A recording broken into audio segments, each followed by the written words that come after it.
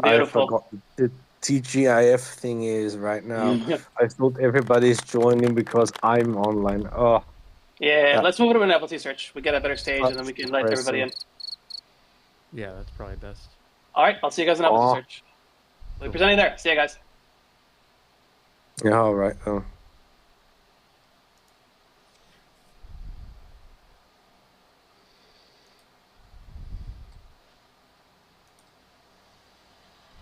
Wait, I thought this is a novelty search.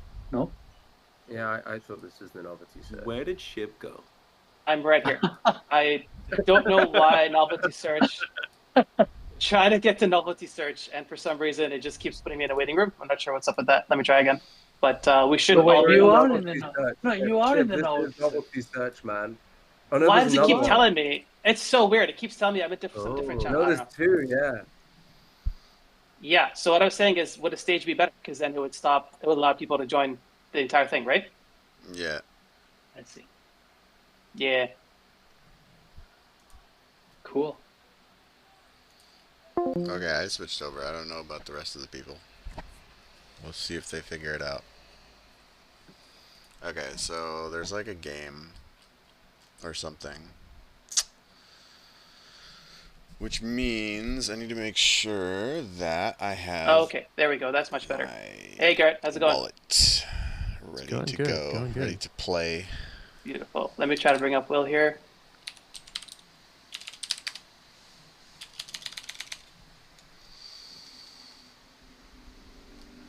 Hey, Will. How's it going? Can you hear us, Stefan, guys? Michael. Yep, we can hear you. There we go. That's much better. Hey. Apologies for the mix-up, guys. Oh. Yeah, it's a little bit more quiet up here. I guess we should wait a little bit for people to join. I'm gonna post up in the novelty in the other one as well. Let them know we're in novelty search.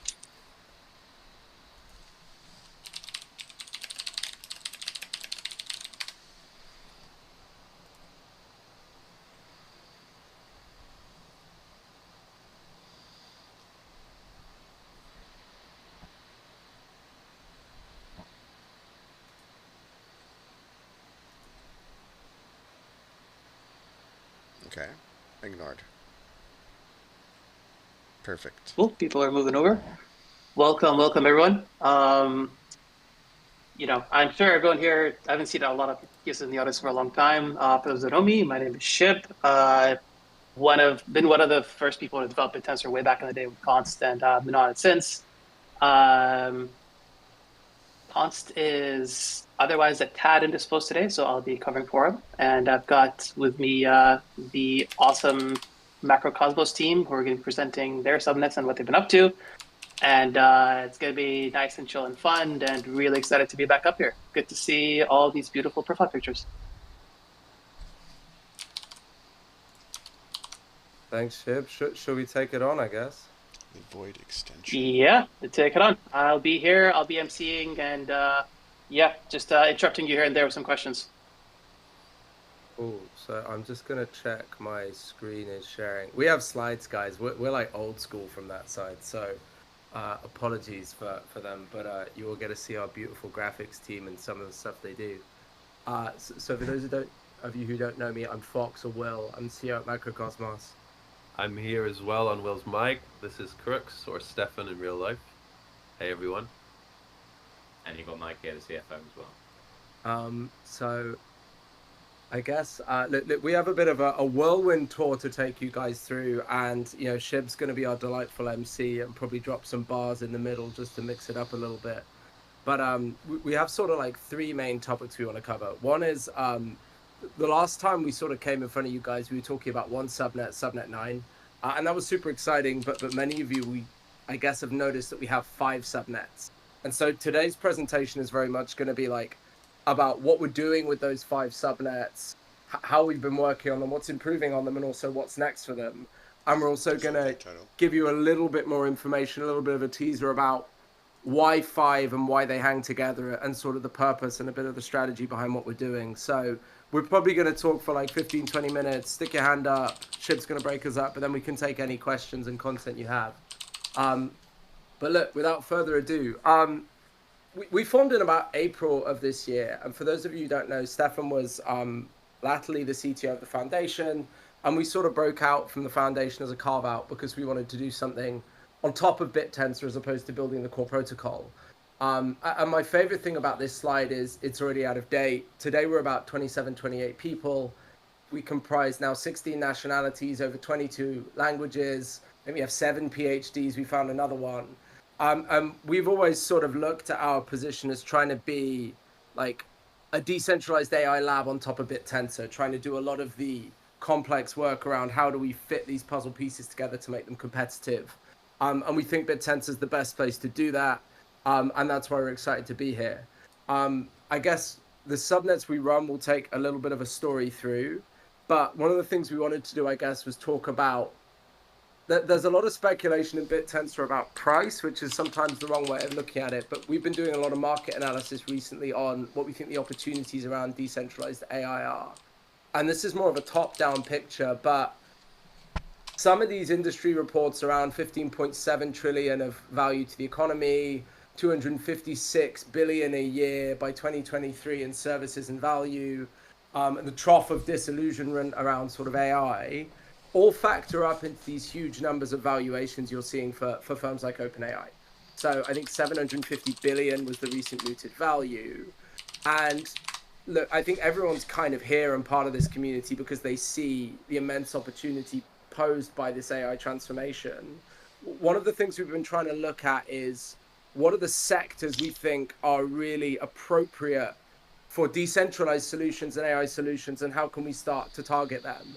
So we did a bit of work going back through a broader market analysis of different sectors, read a lot of industry reports, and sort of looked at what sectors we felt we could target with the sort of solutions we're putting together and building.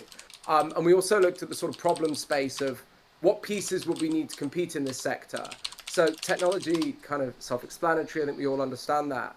But when we were looking at sort of markets like energy and systems optimization and materials flows, we started to think we were going to need to do everything from training foundation models to doing quite discrete intelligence tasks to acquiring data.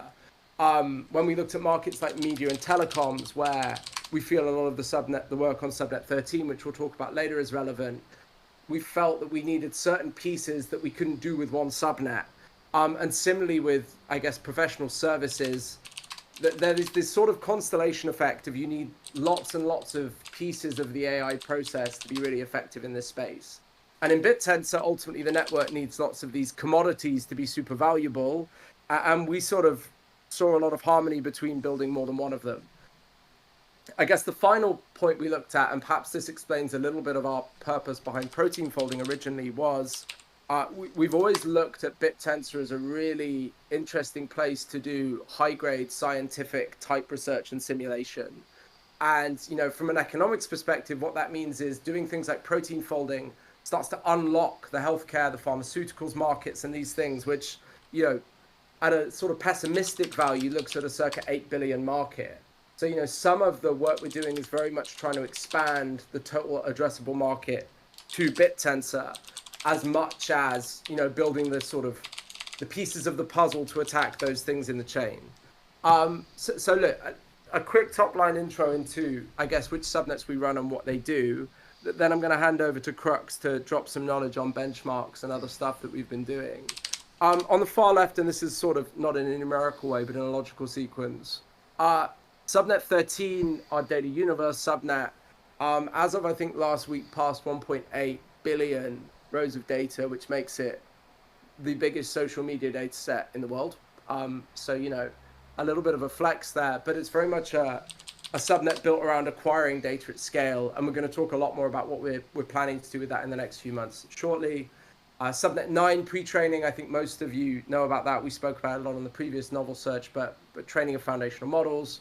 Fine-tuning is a subnet we've been working on with Talverse in collaboration about fine-tuning, sort of building on some of the work done by Noose. And Subnet 1 is very much Apex intelligence, and trying to create task-specific intelligence. And on today, we're also going to be talking about how we've been doing some technical asymmetry work, and Steph's going to talk a bit more about that in excitement. And finally, protein folding. And protein folding is, I think, in a lot of ways, some people's favorite subnet that we do, because I think it's kind of the certainly for a lot of people, it's the first idea they had when they heard about this big decentralized computer in Bittensor folding at home. And we've got some exciting stuff to share on that today as well. So I'm going to hang over to Steph, and he's going to talk a little bit more about, I guess, what's going on behind the scenes on each of these subnets on a technical level. So Steph, over to you. Yeah. So look, in order to get these commodities out of scale, I think everyone that has tried to build a subnet has now learned, most likely the hard way, that it's incredibly hard to get subnets to work optimally. A big part of that as well is just making sure that they are getting smarter over time. They don't stagnate. They're really driving innovation through incentivizing the miners to sort of maximize their effectiveness. So, you know, the climate right now in Bittensor is very much one which has embraced the sort of traditional AI benchmarks that the research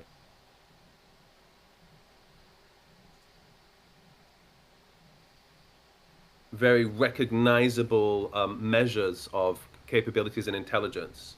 So we've got a slide here which celebrates some of the sort of the KPIs and benchmark performance across all of our subnets from left to right. So I'll just double click on a few that I think are the most important, but at a very high level, all of our subnets are getting better. They're actually improving constantly, which is exactly what we like to see, which gives us the confidence to make the next step and actually open these things up as services and products. So Subnet 1, we have been quietly benchmarking it on a couple of different interesting benchmarks, one of which is MMLU. It's a well-recognized benchmark which our LLMs are often weighed up against.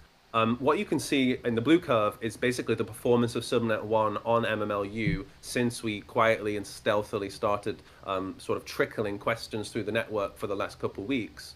There's a couple reference lines that you'll see there, and I actually have a slide on this afterwards. But the main thing is we've actually exceeded the validator's intelligence, which you can see here on the right. The green line is actually the base validator intelligence. The miners have actually gone above and beyond that. This is a really promising sign for us. This means that the miners are not overfitted to contrived tasks, as some people may have been concerned. But in fact, what's happened is they're much more capable of using the web as a resource to enhance their answers, and that's measured by something like a benchmark here. We actually created our own version of MMLU, which we call the multiple choice task, and it's designed to be very similar in nature, except of course it has the benefit that it's constantly creating new questions that have never been seen before in real time. So this has the effect of avoiding the unwanted situation where miners have an opportunity to memorize the questions in advance. So we're really proud of the results that we're getting on that as well, where sort of the network's been hovering around 80% on our multiple choice task, which we think is a little bit harder than MMLU. We're actually going to do a detailed analysis of sort of how equivalent these two tasks are in an analysis that's upcoming. But we're really proud of that. I guess a couple of other notable things. Quick thing, Stefan. Sorry, you're kind of blasting through. So I have a quick question for you. You had mentioned using MMLU, and you have a modified version of MMLU as well. Maybe it might be good to explain to some folks why you picked MMLU. Why is that a good benchmark compared to, say, I don't know, Helm or something else? Sure. So I guess I could answer that in two parts. For one thing, one of the most difficult thing about LLM-based subnets is measuring quality of answers, because it's a string of text. It's very easy to get lost in sort of the, well, was this word choice better than that word choice? Where are the facts hidden in the answer? And you kind of get lost quite quickly in subjectivity. Benchmarks are designed to simplify the process of measuring intelligence because they're typically structured like multiple choice questions. So this basically means there's no ambiguity. You choose the right option or you don't. So the scoring part is much more straightforward and reliable. The reason why MMLU is favored is because it's expert curated. So PhDs, world experts sat down and they came up with what they felt were a really testing suite of questions across something like 50 different categories of knowledge. So it's a very expansive and a very complete measure of intelligence, and that's why it's become so popular. Does that answer the question for you, Shib? That was excellent. Awesome. Thank you. I guess one follow-up, if that's cool, is have you guys started looking into benchmarking, you know, say, for example, all of Subnet 1 and comparing it to what the current state of the art is at today?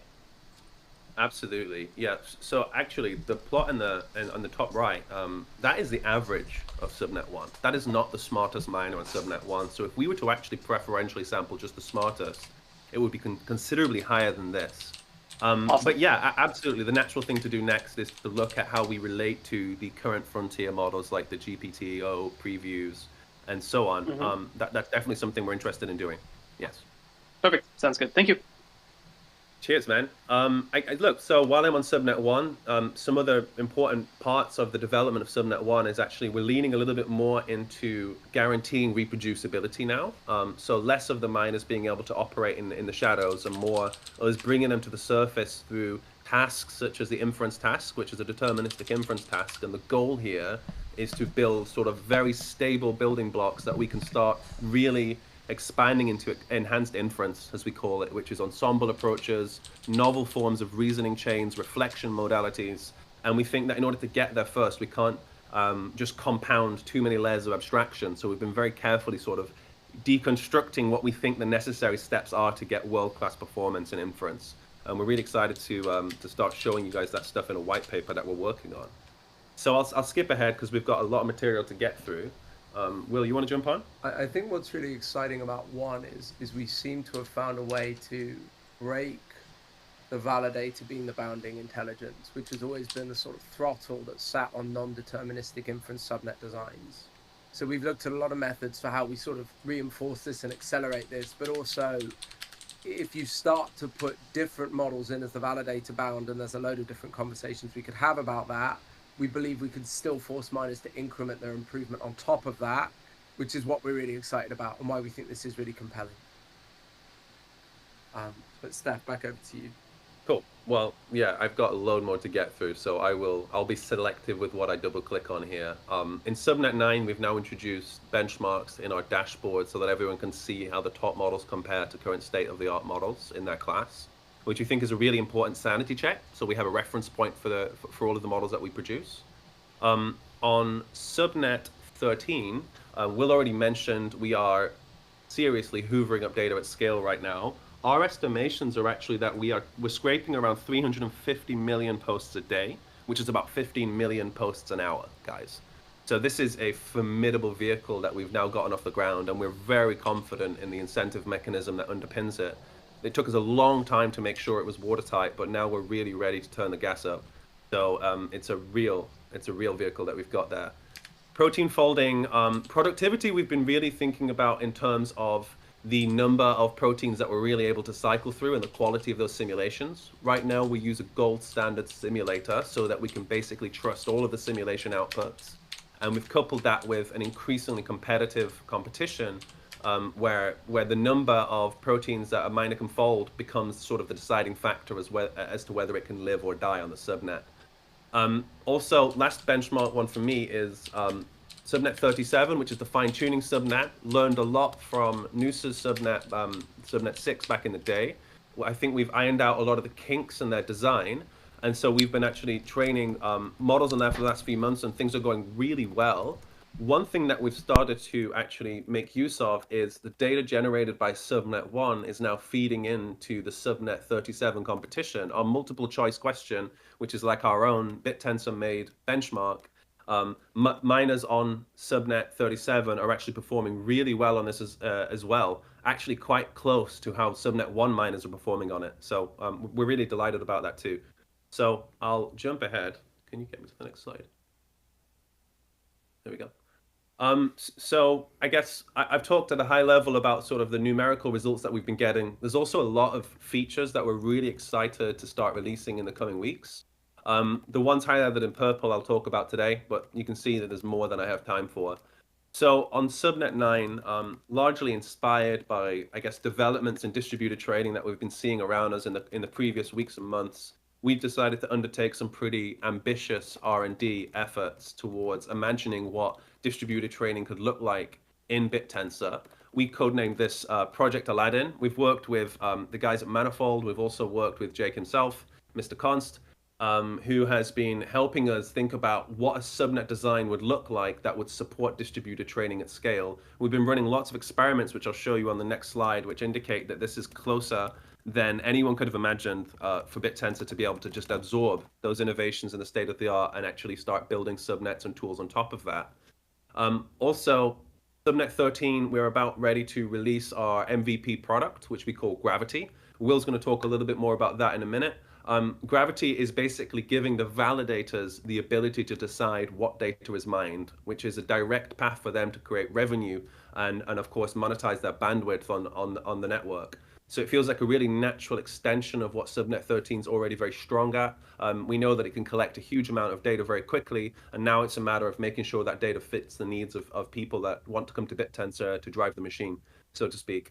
One more of our recent features or innovations is what we call Taufold, which is what I would call sort of the precursor to our fully fledged protein folding product. So Taufold right now allows people to see in much more detail the database of proteins that are being created in real time with analysis of the relative results, both through the lens of a mining competition, but of course also a research computer. So you can sort of get those two complementary viewpoints when analyzing what's happening in our subnet right now. So we have a slide for all of these if we've got time. We've got more backup slides and days of the week as well.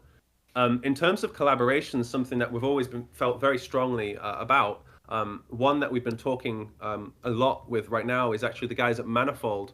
We want to start training sort of niche bespoke models for their specific use case, which I think we should totally invite Kara to the stage at the end of here and let him tell us more about what he wants to do and how we might be able to work together on that. But basically, we think that it maps beautifully onto not just one of our subnets, but several of them so that we can actually support him through the whole pipeline of data acquisition to model training and fine tuning. So we'll spend a moment on that at the end. I guess last one from me before I pass to Will as well is, as I mentioned earlier, Subnet 1 is actually now feeding data into Subnet 37 in the form of a sort of a never-ending benchmarking task, which we found to be enormously useful and of course something that's inexhaustible, which allows us to not have to worry too much about miners overfitting on the data sets. You want to jump on there, Will? I suppose, Shib, any questions about that? That was. I'm going lightning fast, guys. Well. He's I'm charged up. Yeah, I'm like, I have not had to pay attention this hard in a long time. No, I'm kidding. No, I think it looks.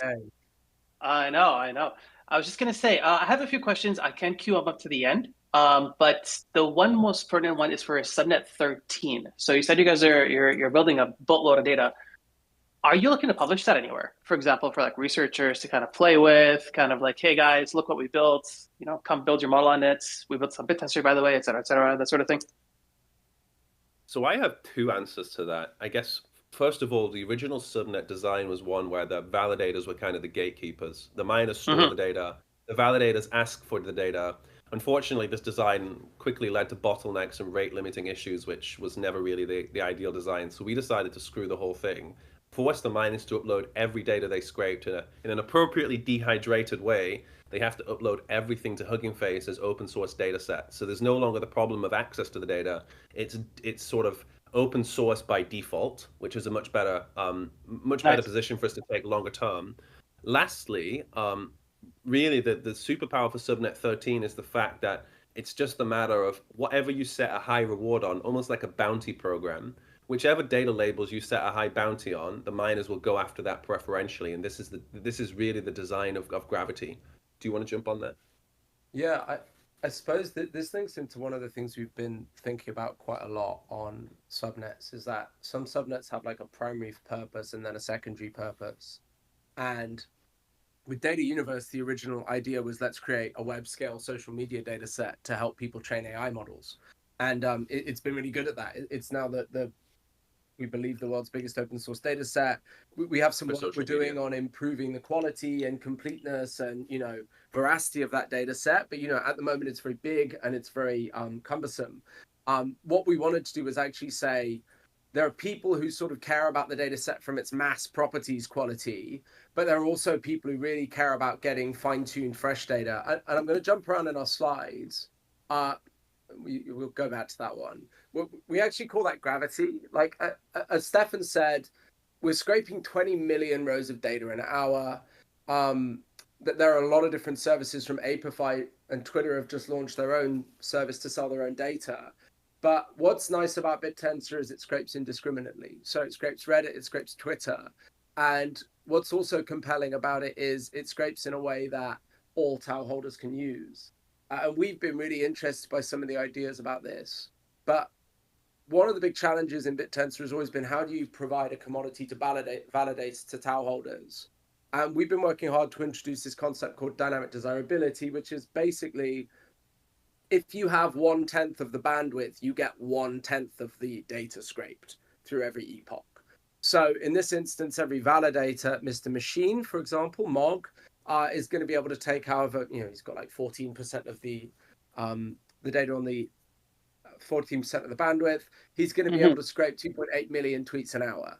And this is suddenly really interesting for validators, because we can create quite clear and simple business cases and product builds off this. And this is very much a new organic type of subnet, we think.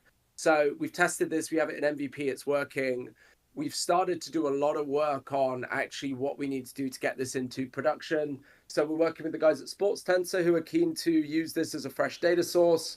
The Paladin guys reached out to us the other day and said that we can use it, and OpenKaito have as well. So we have this group of users within Bittensor who are already excited about this, but we've also started to do some testing with validators who have their own customers and otherwise. And I guess this isn't necessarily just a pretty landing page. We've been doing a lot of work on product design in the background, a lot of research on more data sets and otherwise. And we're going to start sort of testing this in anger in the next few weeks. So particularly for any users or TAO holders or validators who have, I guess, interesting use cases for scraping data at maybe subnets or otherwise, we're obviously in this experimental stage able to perhaps be a little bit discounted than charging people full price. We think there's something really compelling here. But one thing that's really nice about data scraping is it's a really good use case for collaborative work. And what I mean by that is, say you want to scrape all of the information about Kamala Harris. Now, one validator can set tags on that and scrape for that.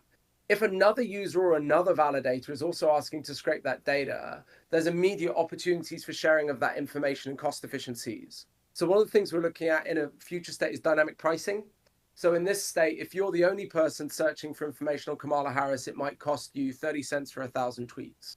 If there's 10 of you, it might cost you 3 cents, which immediately starts to talk to why Bittensor is super powerful as a community and how we're actually going to get some of the effects that are a bit unique about the network. So we're really excited about this. Some of these ideas are sort of early stage, but super keen to hear from teams or others who are keen to, I guess, play with this and help us develop it. So it's very much a sort of agile project development process. Our head of product design has been working night and day to get some of this done, but we're excited to be able to show a little bit more of this in the future. Yes, Uber for information, literally surge pricing for data is kind of how we thought about it. So right. That's exactly what we've been thinking of, which is super cool. Should we do folding? Yeah, do you want to do folding?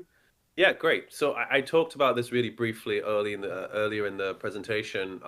This is going to be the basis of our sort of MVP product. What you can see are a combination of sort of productivity metrics, and you can double click and zoom into any given protein that is currently being folded in real time. Sort of the active miners column, I'm not sure if you can see my cursor, but you can think of this as like the achievements to the players that are currently in that arena. So this is kind of like a mass multiplayer online game taking place in the protein folding realm. It's pretty cool. What this is also going to allow people to do is go deeper and actually start downloading these very large protein databases that we're starting to generate at this point as we're organizing all of our infrastructure in the background.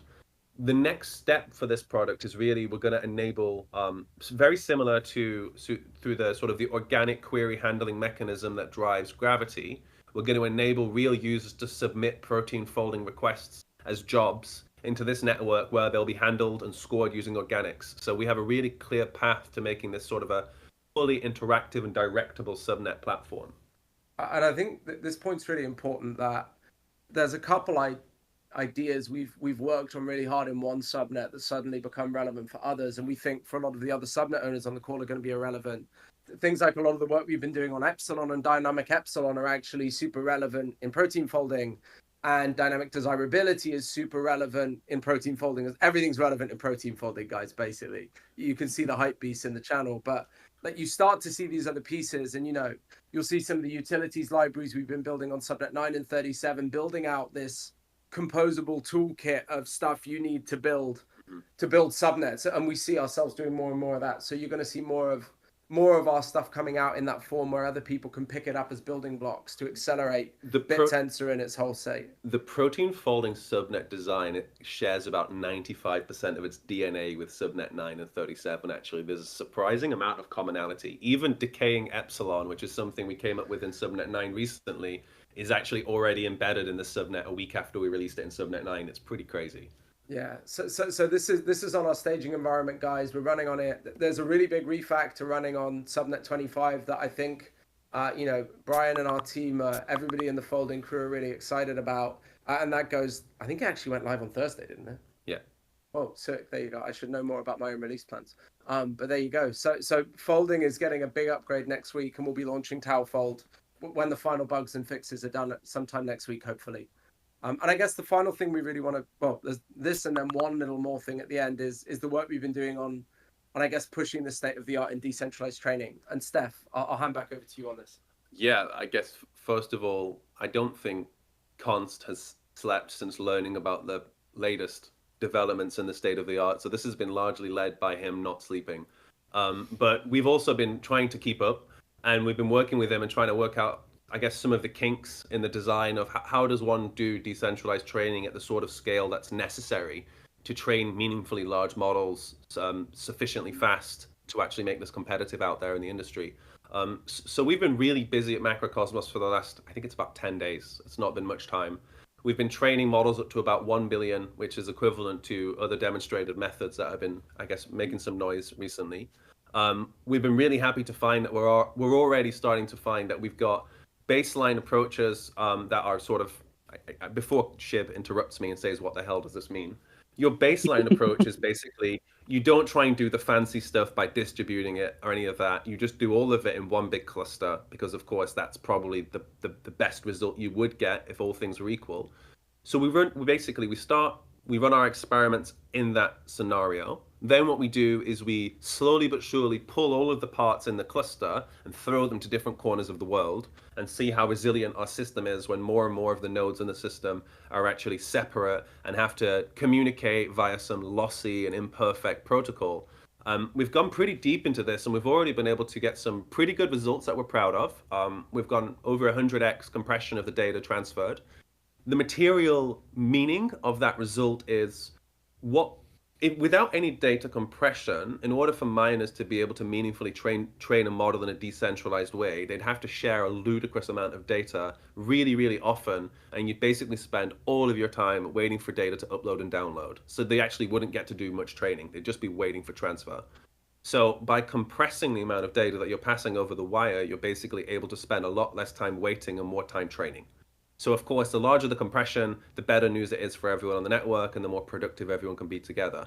So we've got some pretty strong signals that we're on the right path. A lot of this is just really careful design of the, I guess, the compression algorithm and the way that everyone synchronizes once in a while so that the miners do still end up collaborating on the same underlying model.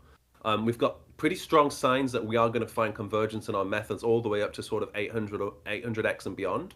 The plot on the right basically shows, I believe let me get this right.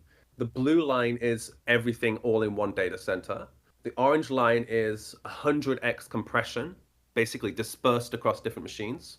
And then the other two curves are increasing amounts of compression. Pink is 500 and green is 850x. And you can see how it causes a little bit of perhaps a latency in reaching that loss, but eventually we still reach the same losses, which means that we're still producing models of the same quality. And we're confident that we can just make this get faster and faster as we reduce the friction in the design.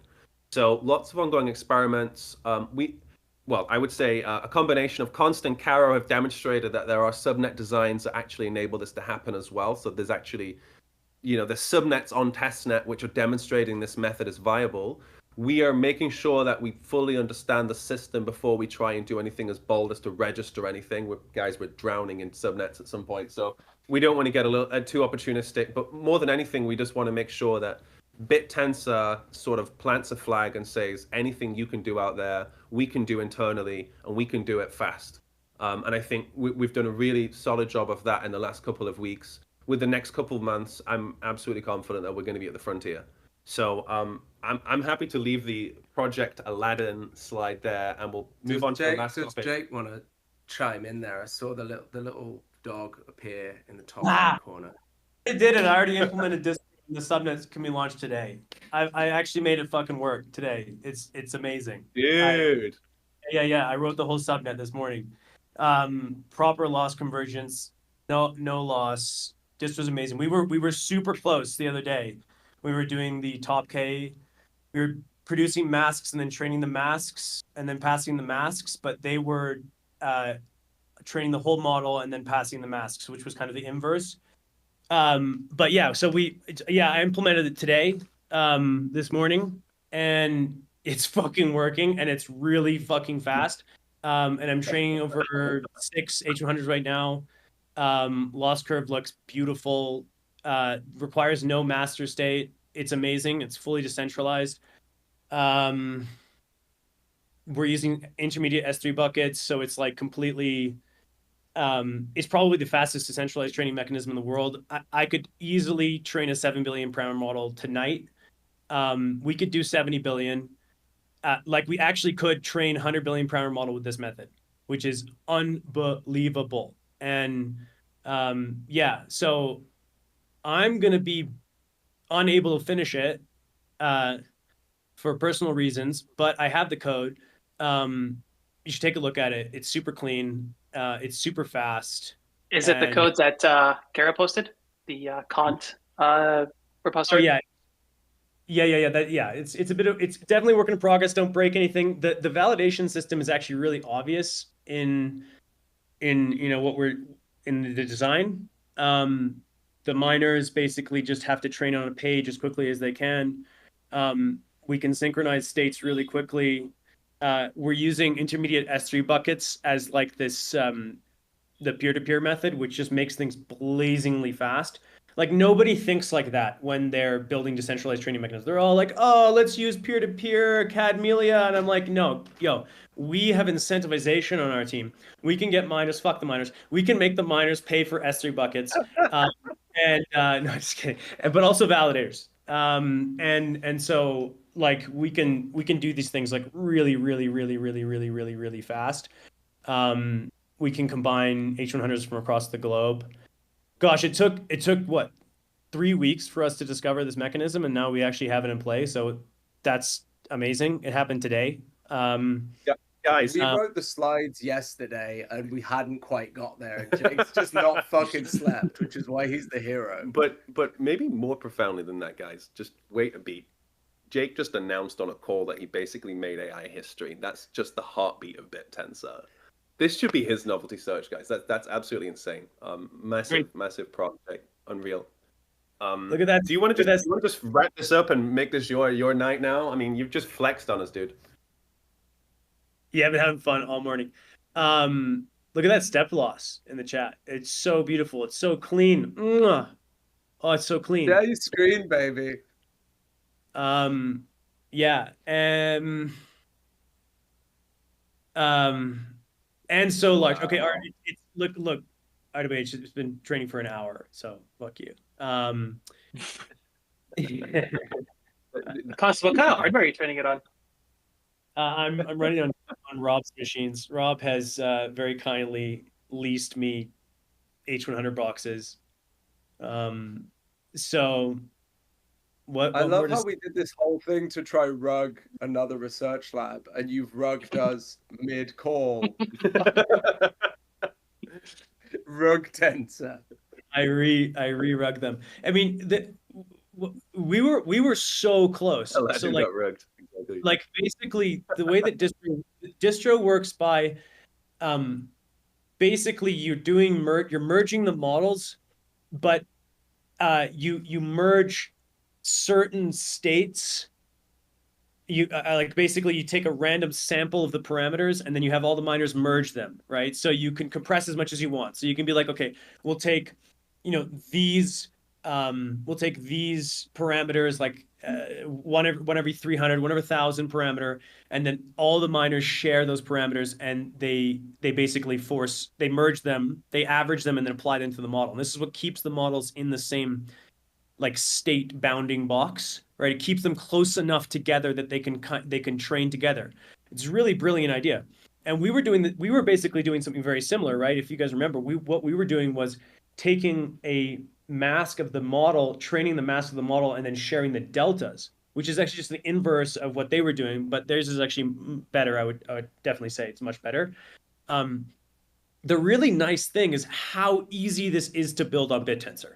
Like we have such an advantage because we have like a whole toolkit for, oh, hey, what's the current block? Who's online? What are their UIDs? What are their hotkeys? We know how to work in these synchronous settings where everyone can see the same state, right? You need a blockchain to make this stuff work in decentralized training, because what if you want to produce a mask by taking the hash of the current block, right? Well, if you're trying to use Cadmelia, that doesn't exist, but a blockchain has that. It's super easy. You just go subtensor.block, put that into your NumPy random generator, and boom, everyone is on the same mask.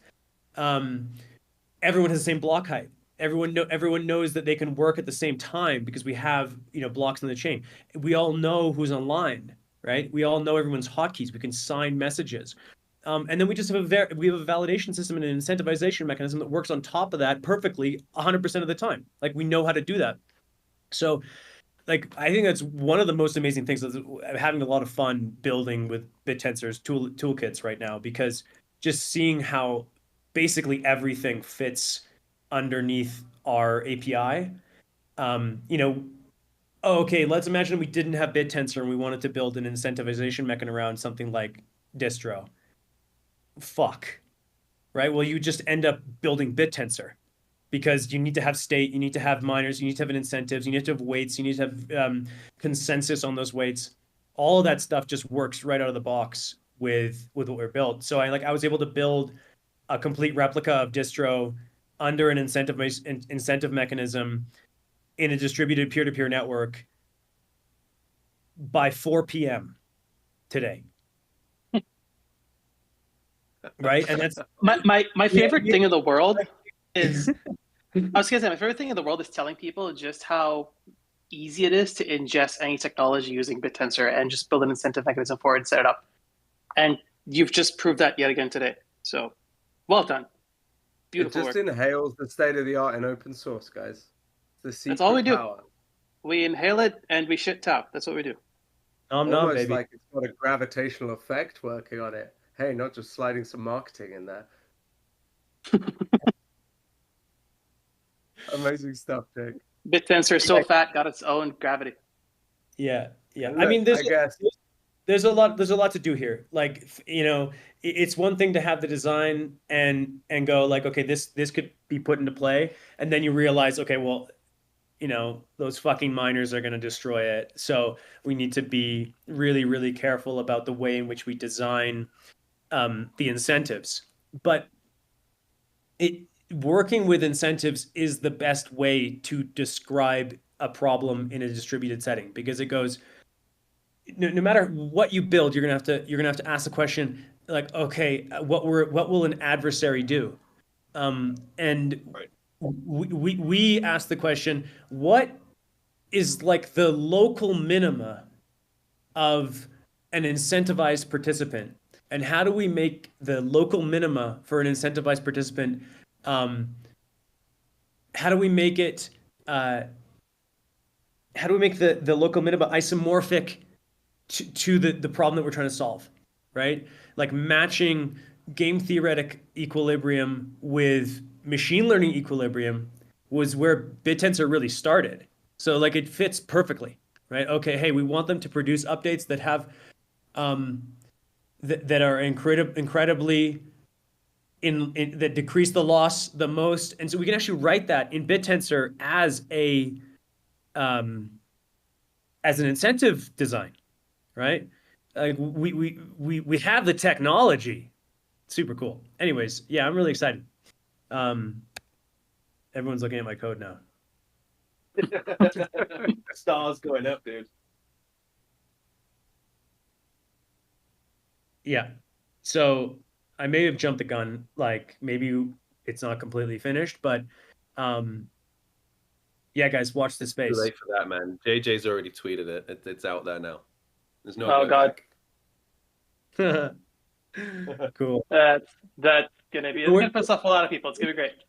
We've already trained the largest decentralized machine learning model in the world, right? And just nobody knows about it, right? Like TensorPlex, Colden, like they train 7 billion parameter models in underneath an incentive mechanism. Like nobody knows that. Everyone's still like, oh wow, the best in the world. On the 14B right now. You know what I mean? Like, yeah, this just fits our domain so well, and we can, yeah, so we can build it. Let's do it. So I mean, should we launch? Should we launch on main like right now? Right now. Just war room. We've got like 70 people. Let's just war room the whole lot. Don't leave. No one sleep. Where's Tara? We need him to live code this. It's gonna be a long night. Get the coca leaves going. Oh god. Const, have you got Mambe? No. Oh man. Cool. Yeah. Anyways, let me go back to that. Back to the cave with you, boy. Look, yeah. Guys, we have one more thing we wanna talk about, and we moved to it, and then we got caught on distro again.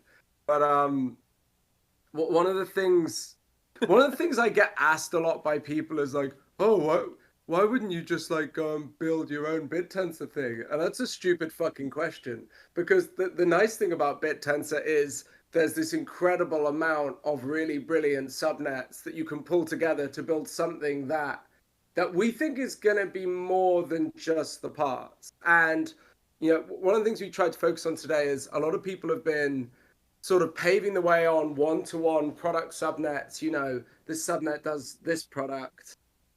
We've started to do a lot more on subnet connectivity. We showed that a few slides ago, working with other subnets. But we're working on something in the background that we sort of codenamed Constellation. And that's this bringing together of a lot of our subnets, at least 4, maybe we'll throw protein folding in there just for vibes.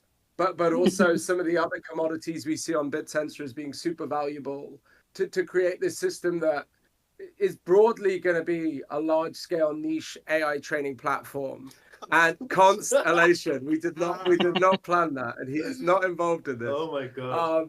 But look, we're going to be talking more about that in detail next time we come on Novelty Search, probably, because there's a long way to go on that. But I'd love it if we could pull Caro up, because one of the test use cases we're doing for this is Caro wants to train a model that works on a robot and like goes and murders people or something. No. We've been working with the Manifold guys on everything from the data set acquisition, the model training parameters, the fine-tuning needs, any agentic augmentation, and work out how the hell would we actually build this whole thing end-to-end in Bittensor with subnets. So, Mr. Rob, I'll hand over to you to talk a little bit about that, because we've been scheming on this in the background. No, yeah. So I appreciate you the shout out, by the way. But no, so we've been doing a lot of just research recently around Omni models.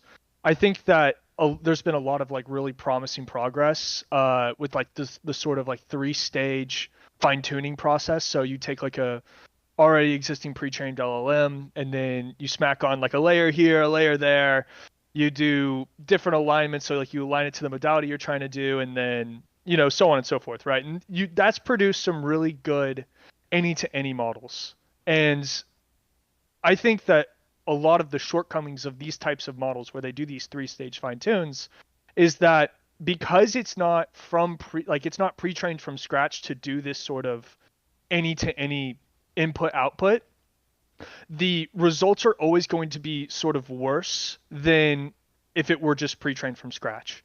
And so obviously doing a pre-training run is very expensive. It's very similar to rocketry, where, you know, you have basically a budget of 2 weeks, and, you know, like, okay, like if this doesn't go right, then we've just kind of like bankrupted the company.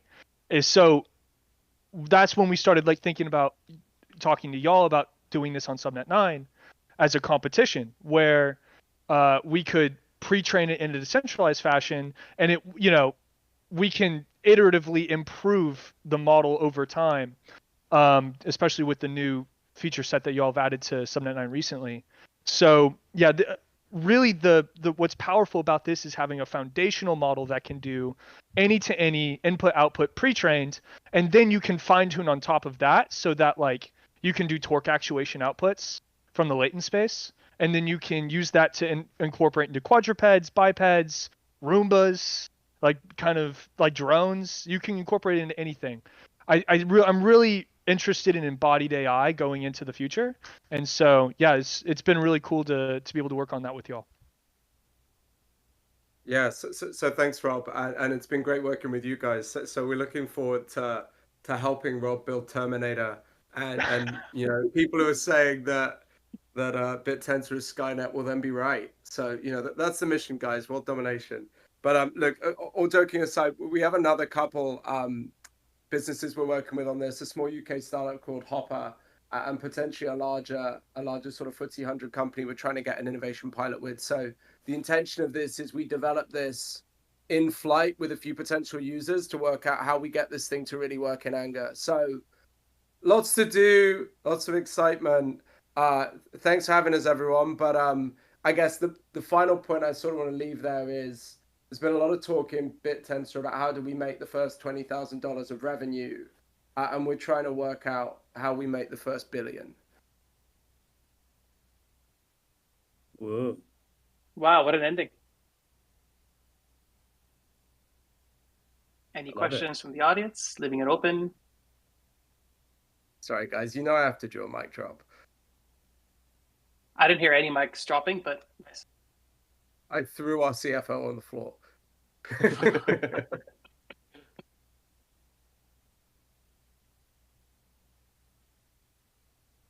While we wait for questions from the audience, I would be delighted to share one of our backup slides. It's not KPIs or benchmarks, guys. Stop the benchmarks. No, it's not benchmarks.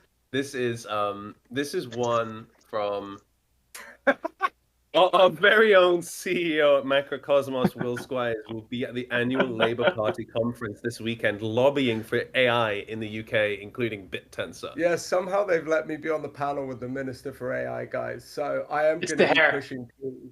I am going to be pushing T. But in a serious manner, to help British small medium enterprises grow responsibly. You can hear the screenshots. Twitter is already aflame with that picture. All right, we've got Yetzira on stage. Go ahead.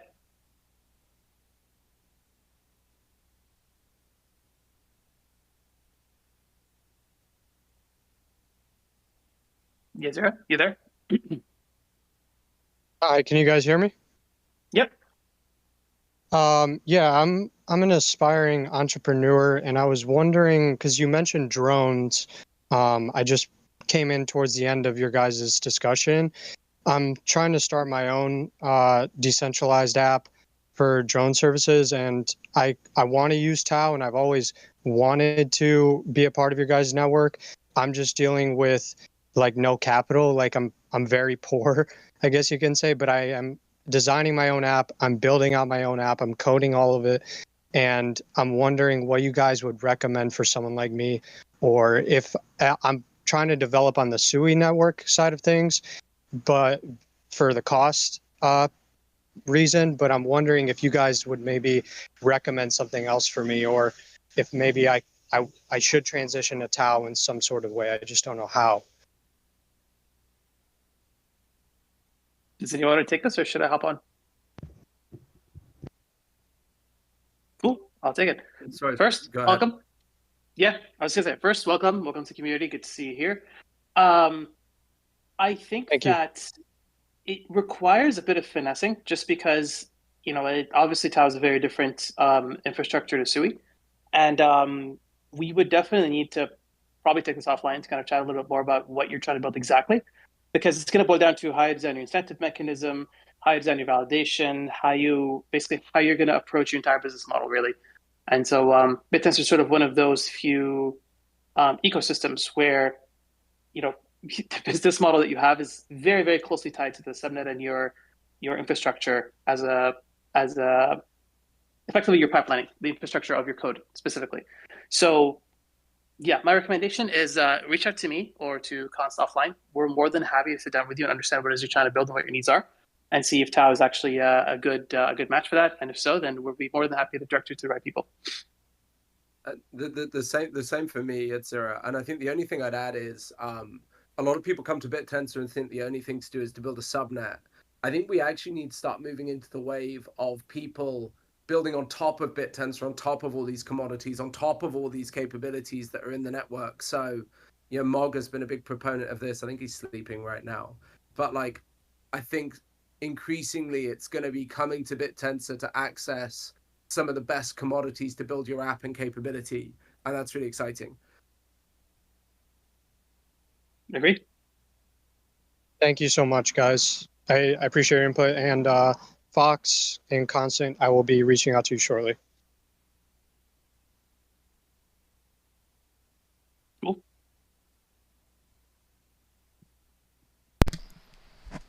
Awesome. Thanks, Yitzhak. Any other questions for the Macrocosmos team?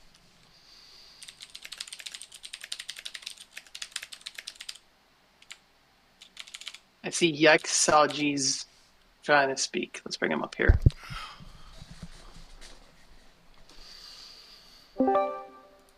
Let's see. Does my mic work? Hello, friends. Yeah, we can hear you. Cool. Yeah, so I mostly, I mentioned it in the chat already, and it's probably mostly a const question, but, when I was first, getting my head wrapped around distro, or trying to as best I can, they were going over, that, the majority of the work that they had done was, re-rigging the AtomW optimizer, which is just sort of, one component of, obviously model training, and then I'm, looking through this here and seeing okay, validation, the masks, if I am, the validators are trying to evaluate the best contribution, and whatever does then actually goes into the layer is sort of what I'm gathering from my 2 minutes of looking at the code. But anyway, yeah, not enough. Not enough. You need to spend more time. Yeah, probably. Yeah. But mostly my thought is... sorry, go ahead. We can also just talk about it on the stage if you want to ask questions. Yeah, well, so I guess my I think maybe a stage relevant question is so in terms of how you design this sort of distributed implementation, what would you say are sort of the main ways you tried to address some of the traditional problems latency and lossiness or gradient averaging and stuff like that, sort of the classic distributed problems? What is this implementation, what improvement vector is this mostly angled at? And then from there my extension is okay, so what other improvement vectors can we go grab from wherever we can find them and throw them on this thing and then make the bestest, mostest thing in the world or whatever?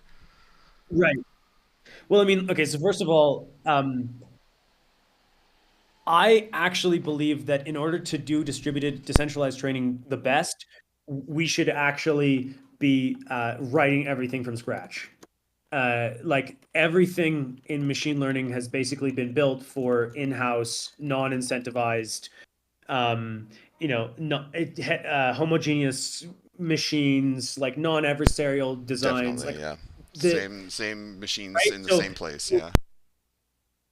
Yeah, exactly. So we actually need to approach the problem differently and build it up from the ground, and to fit into a decentralized environment, rather than being built for the last 25 years of deep learning, which has been primarily on NV-linked GPUs in the same cluster, right? So, where was I? So you were asking questions about what are we doing to jig the system or change the system? So one thing that we can take away from almost every single design on Bittensor is that when you are designing an incentive mechanism, the more that you can put underneath of the incentive distribution, the better. The more that you can be oh, okay, well, if they can do it faster, then they get paid more, rather than how can I make it faster? Do you see what I'm saying? I do, right? yeah.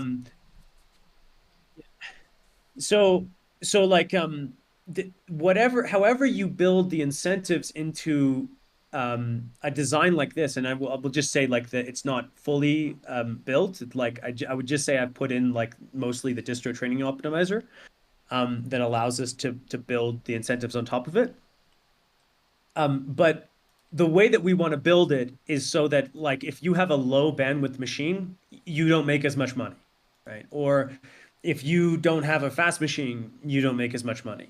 Or if you produce bad gradients, you don't make as much money. And the answer to all those questions usually is best framed by directly measuring the thing that you want, which is like, hey, did your gradient decrease the loss, right? Like Subnet 9 is very explicit in that. It's like, give me a model that decreases the loss as quickly as you can. That is Subnet 9. In this decentralized environment, I think it's going to be more like, produce me a delta of your model in the specified amount of time that improves the loss on a subsample of the data set that you were supposed to be training on, and be within some sort of bounding box. Like a lot of Bittensor incentive mechanisms work really well if there's sort of a binary loss, like don't go over this threshold, but try to maximize this thing. So I think that's probably how it will be designed. Like in distro, to give you just some like, I took a look at their slide and I could see what they're doing because we were very close to doing it before. Oh, the slide but from the basically the con thing. Okay. The general idea, it's actually very it's very elegant. It's very simple, and that's what makes it work. And like just basically the idea is that imagine that me and you are training over the wire. Instead of having to share gradients, we just take a subsample of our model, like, hey, take, the 10th weight and the 30th weight and the 77th weight, and we'll both share those parameters n by n, right? So everybody will share those same parameters, and we'll average them and put them back into the state of the model. And assuming that we do that often enough, over time, we can guarantee that we're actually still training the same state, which is really, really, really good for because you want to know what the global state is. And in a decentralized system, you don't want to have a head, right? You don't have a leader in a decentralized system. So this is much more adaptive. It's like, hey, let's just share aspects of our state periodically. And what that turns out to be is actually a model merging. It's just like model merging aspects of the model every step. And I think you could probably derive exactly the learning rules of standard machine learning, except just framing them as distances between models. My guess is that pops directly out of like standard gradient descent, and that's what you could see on the slide. So when I saw that slide this morning, it was like, oh my God, we're so close, because what we've been doing up until that point was having the distributed miners train a mask of their model. So like pick like 10% of the weights and then learn on those 10% of the weights and then share the delta between them and the master. So rather than that like was getting the not great because rather than getting the gradient descent, it's sort of like it's like mask averaging kinda, or like a distributed sort of Frankenmerge kind of thing is how my brain's like trying to digest. Frankenmerge is it's a good idea. Yeah, exactly. And if you listen to his talk, I think it was Block. His name is Block. Seems like a really brilliant guy. He's like, oh yeah, well, basically we took the idea that you want to be close, but not necessarily fully close to all of your neighbors. Like you don't have to have exactly the same training state. You can have a partial training state. So anyways, with that in mind, so like that's one thing is just using that mechanism and the way that they designed it, they don't require a new optimizer. They're trying to build distro into something called Nanotron, which is their distributed training distributed training optimizer. And they're not actually building a new optimization algorithm like Atom. They're just using Atom and then sharing these deltas between the peers. So now, if you wanted to build that in the wild, you'd have to have some like stateful understanding of like where all the peers are. For instance, you want to know a block number, right? Because hey, if we're all going to merge the same parameters, we need to know which parameters we're merging. So that requires a whole gossiping thing to happen. Or you can just, everyone can look at the current block on the chain and go, oh, wow, great. Well, the current block on the chain is X. So we can seed our numpy random by that block hash, and then we can use that to produce the mask, and then everyone just shares everything, and you don't even have to send the indices. So that's what's fucking amazing, right? Because the indices are U64.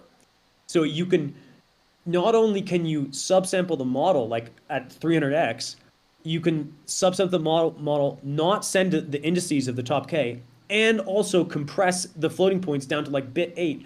So you can get like 2,000-3,000x compression. It's wild, right? Like I'm doing my current training run is just doing 300x compression, but it's proper 300x compression. We're sharing the weights of a 1.2 billion per hour model at 10 megs. It's so small, right? And I think that they've said that you can go up to 1,000 and beyond. So this is why I'm thinking like, okay, we can go to 100 billion. If it's like block height or epoch length, because like Mina with recursive ZK proofs has like a 33 kilobyte entire blockchain. So it like, you know, there's all, if the concept of sort of using the block state as like the clock rather than you know, whatever like a single individual machine training is really interesting actually. Yeah, and the final thing was I've actually been working on this for some time, and I've always believed that the way to make this really fucking fast is to not require the upload speed of the individual miners. Right. Because who knows what the upload speed of the miner. That's always the bottleneck. So if you look in this design, what we're using really cool, is we're forcing all validators miners to use an S3 bucket. And so they just push these masks every block. They're just pushing masks that they train their model, they push masks that happens really fast to this S3 bucket. And everybody can peer super fast because the upload and download speed of S3 buckets is effectively unbounded. AWS just charges you more. Do you see what I'm saying? Like, so you can get like 100 gigabit upload and download speeds on these S3 buckets from around the world, and they'll just auto scale it for you. So that means that we can work with like thousands and thousands and thousands of peers, all peering off S3, paying costs because we have incentivization on our side. And you know, we don't have to work on, you know, 1 billion, 2 billion, 7 billion, 14 billion. We can start to work on, in this design, 100 billion per hour models. Yep. Like this makes, and the bottleneck actually becomes the compute of the edge nodes, right? Can you do the distributed data parallel, et cetera, et cetera. But yeah, so. Yes, thank you for that information. Yeah, excellent. No, there's lots of things to think about from here, I think.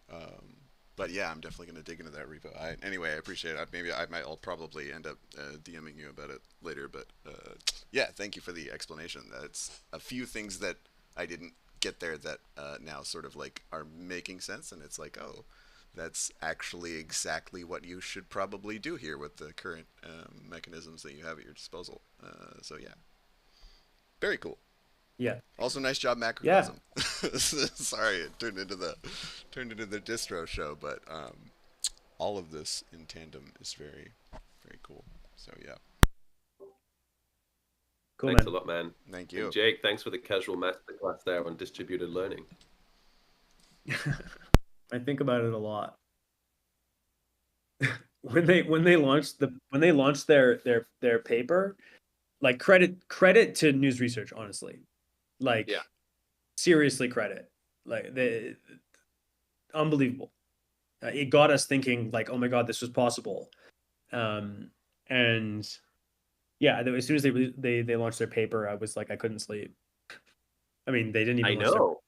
For 72 hours after they dropped that, you just insisted that I pick up the calls from you, and you just got more and more delirious and less intelligible, but the ideas were definitely getting better and better, and you've solved it. I think so. We'll see. The next thing is, so we can move fast with this design for the miners. They sync state that doesn't require master. It's really amazing. The question is, how do you frame the incentives properly for miners on this network? So everyone's producing these masks. We know what these masks are going to be because we have block heights and we can use NumPy randomness and stuff like that. And we can also enforce that the miners are working on specific subsets of the data set, which is useful. And you can also use block height for that kind of thing, which is really cool. And like one thing we can do is go, hey, like we're just going to exclude masks that are like outside of some sort of bounding box, to stop like poisoning, et cetera, et cetera. But then the final question is, people are sharing these masks of their model that they're training, and we know which data set they've been training the models on that produced the mask that they're sharing. And we could get really fancy mathematically about how we measure the performance of the training run behind the miner that produced that mask. And where this clicks is if you can design it in such a way that if somebody puts way more compute on their machine, they make way more money. And if we can get that right, then we can go to, 10,000 H100s. Now, even better is if you can make it so that if they can think intelligently about how they produce their deltas and how they train, and if they can train more intelligently than the next guy and push the loss down consistently and always in a guaranteed way, that's more like Subnet 9. And that's when we don't need 10,000 H100s, right? Like one of the problems with Subnet 9 is like, oh, we can't afford a cluster of, 10,000, 20,000 H100s, but it doesn't really matter because we have people like Coldint and TensorPlex that are actually better than the best in the world at these companies. And they're doing it for cheaper, right? Producing models that cost $50 million, they're making them for 50 grand. But if we can bring that same thing into the decentralized, like the proper decentralized training regimes, I think sky's the limit. Like we can really truly, quite literally train the largest and best machine learning models in the world in Bittensor, and that's like the holy grail. But like I said, it comes down to the how directed we make that validation system. So yeah, looking forward to hearing people's thoughts. Like I've got a lot of good advice from Coldint. And syncing ship from TensorPlex, and I'd like to hear from those guys later on.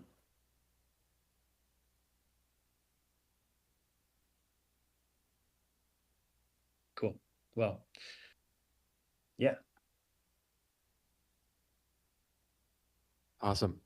This has been a fantastic discussion. I mean, we're really seeing the future right here in front of us, and kind of in line with that future. I think a lot of us here are here to kick off the new RAW games, which is a preview of kind of what the future of the Bittensor ecosystem will look like in terms of like how subnets will work on a grander scale.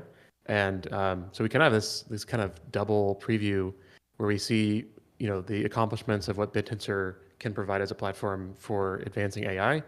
And now we get to see a little bit about what that can look like in terms of subnet dynamics. So if you guys are ready, I think we're ready to kick off the new RAW chain. So we're going to have a 100 tau reward for this game. It'll be a week long, just like last time. And we've got some additional players this time around. Everyone who was in the games previously, we're going to use your cold key that you had given us already, unless you gave us a new one, in which case we'll use the updated one.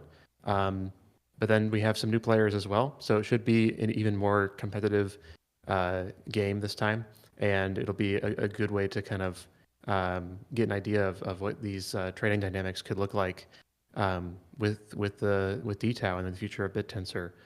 So, if you guys are ready, our very own Prop Physics is gonna start up the chain. Yeah, let's get started. So, Prop, fire away.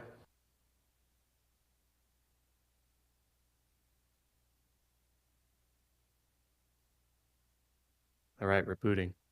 Boot. Let's go. Route.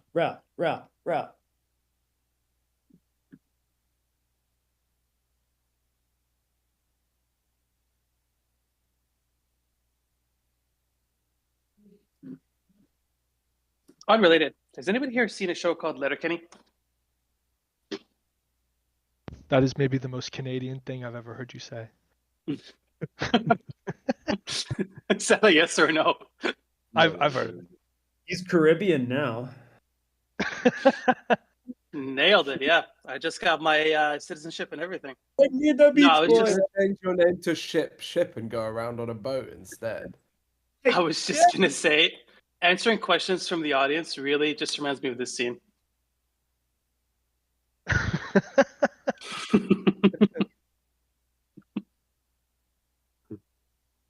Hold on, I gotta focus up. I'm trying to register Subnet. On the testnet. On the testnet, though. On the testnet. Not IRL. You mean on route? Yes, on RAW. Yeah. Or I don't know. I actually think that maybe it's the best thing to do is. Oh, did Colden got Subnet 2? Subnet 2. Okay. Everyone, go immediately stake into Subnet 2.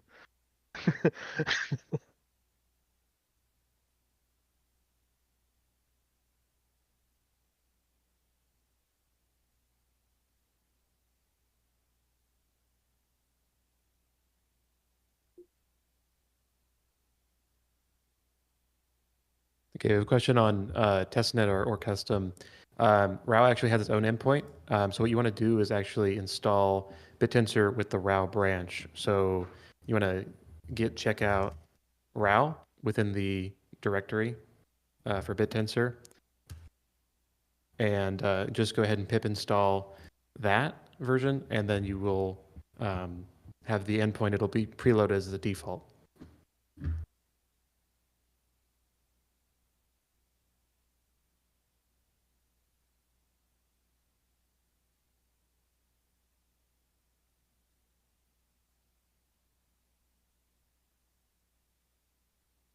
All right, we already have a handful of subnets being created. Like we have 5 subnets. Fantastic.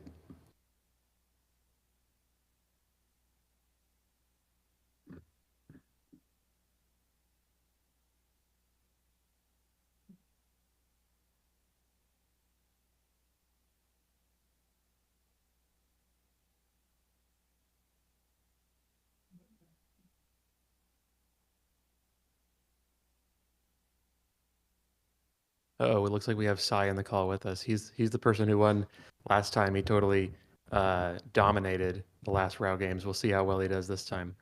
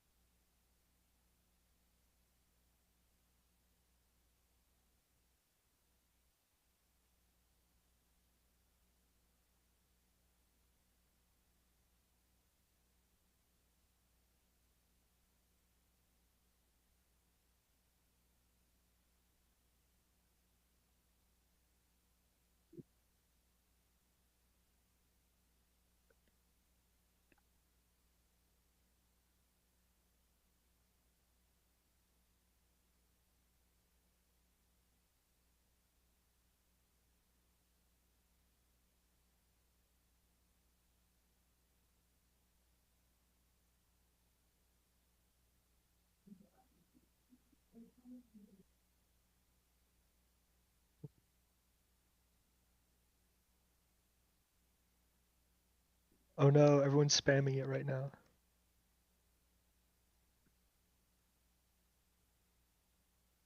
Wait, did I get nerfed again? Maybe. I love how this is just like a bunch of dudes playing a video game now.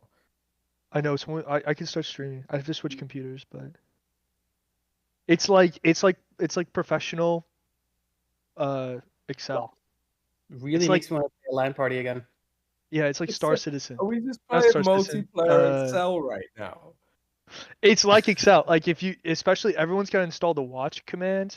Watch btcli st list.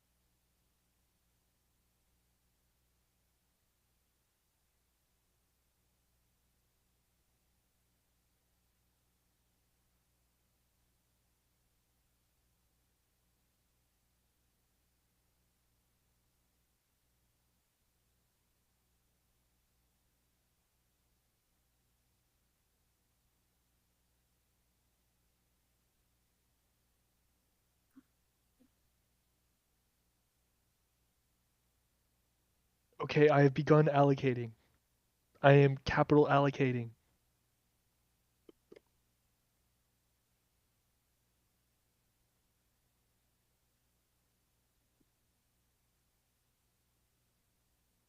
But are you registering? I don't think I am. I've been trying, but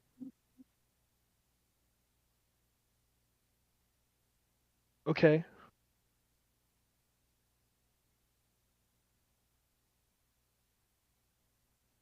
Do you know the command off the top of your head to what's the to get the number of subnets? Like just I just do btcli subnets list. What is that function called? Oh, like behind the scenes? Yeah, let me look. Actually, wait, I have it in a cursor right now.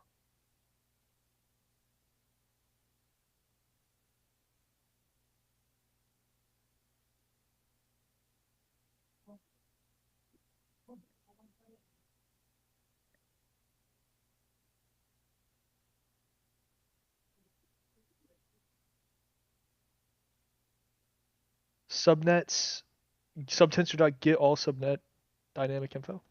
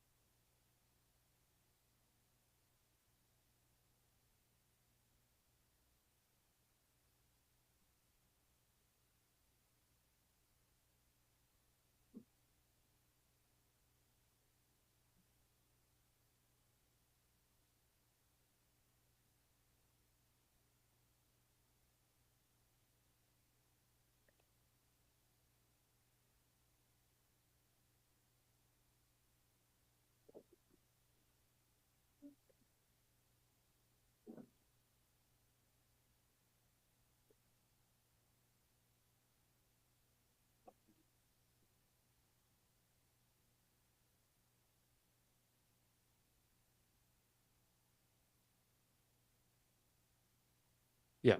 The actual method would be subnet info get all dynamic info. Based. I gotta stop saying that. Apparently, it's you put on list or something if you say it in public now. What is it? Say it again. Can't say base no more. Why not? I don't know. The FBI came out with something that was like, if you say base, then you're like an incel or something. But it's just so good. It just works, and I think Yeah, Gen Z, it's like a long time ago, yeah, it just flows off the tongue. like the word vernacular. Vernacular, yeah. Or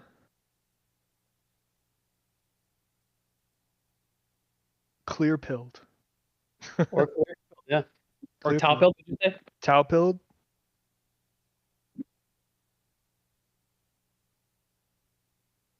You gotta be clear pilled. You can never be black pilled. To be black pilled is to admit defeat. I fully agree. It's so funny. All these terms came from Reddit at one point or another, That was before my time. and now I'm dating myself. Thank you for that. Yeah. I've used Reddit. I don't worry. You use Dig. It's a better question. I have not actually. I don't know what Dig is. Oh my god. Okay, I'm gonna stop talking now. Hey, have you ever heard of AOL? Online, yeah, totally.